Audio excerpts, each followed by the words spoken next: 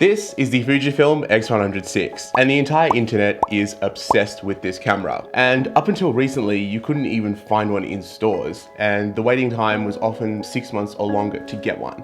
Well, okay, this isn't actually a real X100VI, this is just a paper printout of one. I don't own an X100VI, but I do happen to have a friend that lives up in the Gold Coast that does have one, and he said if I came up there, he'd let me try it out and shoot with it for a day. So let's go to the airport, catch a flight, and go find out why everyone is so obsessed with this camera.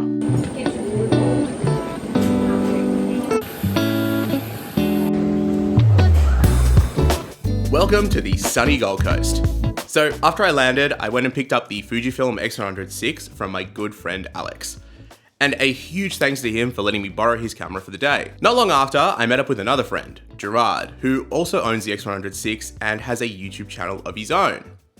So we spent the morning walking around the beautiful beachside area of Coolangatta, and I managed to capture some really nice photos. One of my favorites is this shot of the lifeguard inside of his lifeguard hut. And before I show you some more photos, definitely be sure to subscribe to see more great photography content. Overall, the results from this camera are very good.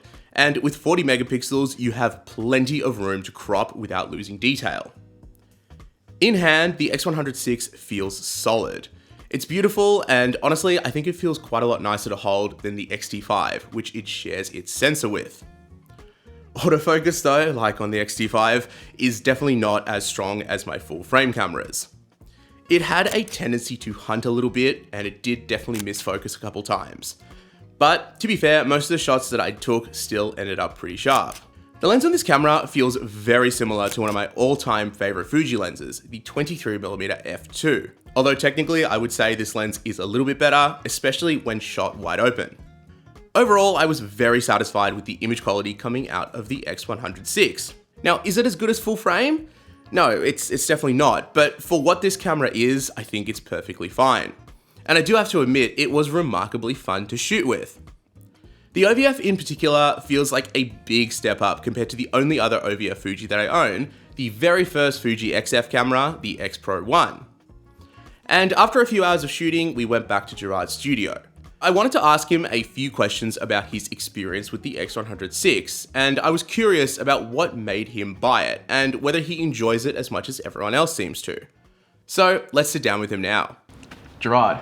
How are you? Howdy. Partner. You can take the hat off if you want. I know you're really uncomfortable. I really you don't want to wear the hat. I tried to get him to wear the hat the whole time. That's for a photography project prop. So, you are a long-time user of the app. Wait, long time? When'd you get it? I think it's about 6 months now, yeah. 6 months you've had it? Why'd you get one? I got one because it's got a leaf shutter.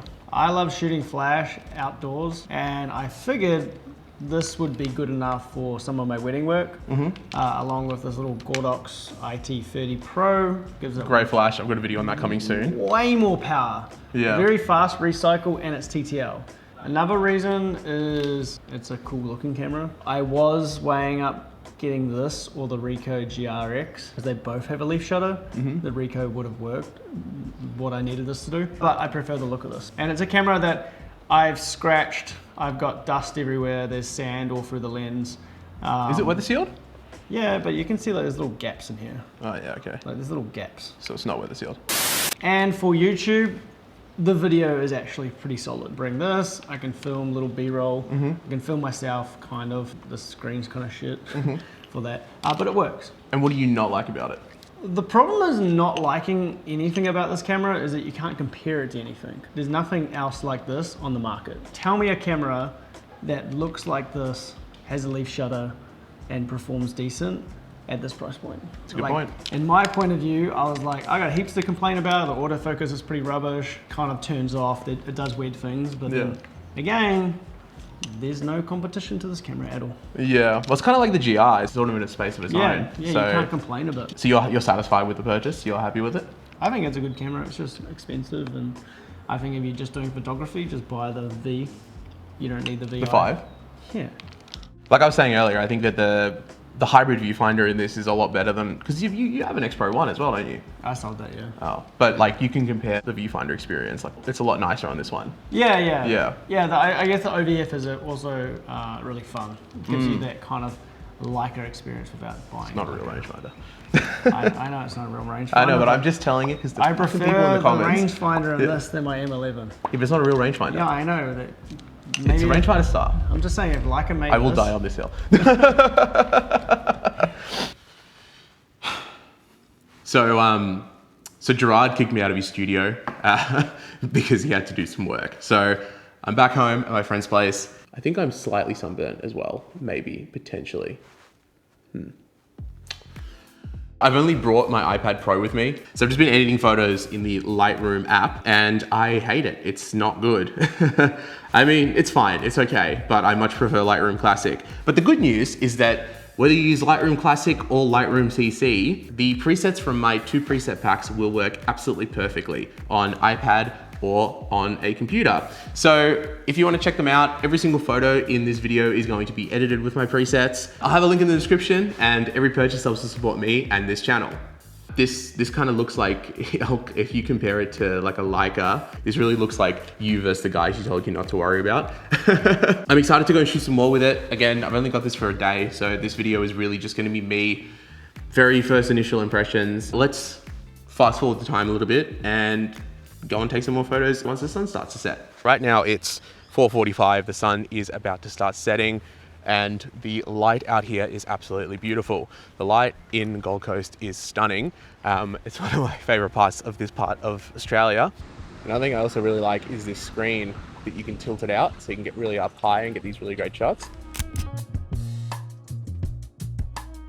Or you can go down low as well, that also works too. But the articulating screen is fantastic and I think more cameras should have this.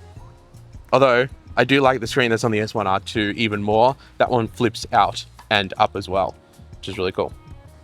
And of course, when you're in Queensland, the best thing to do is take photos of old Land Cruisers that are parked on the street. God damn, I love the 80 series.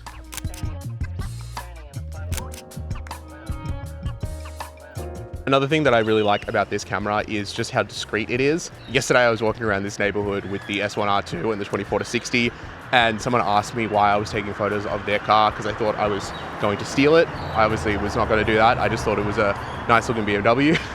And I've actually noticed that recently I seem to just love taking photos of interesting cars on the street, but I am a bit of a car nerd, I guess. But no, with this thing, no one ever looks at you. No one ever says anything. So it's nice to have that sort of feeling of just being able to walk around and take photos and not worry about really drawing attention to yourself. So it's good.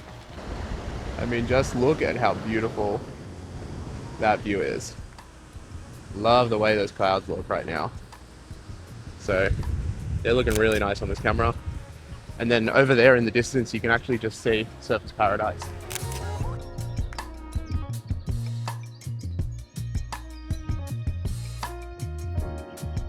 You know, I think if you can get this camera for 2,500 Australian, maybe on sale,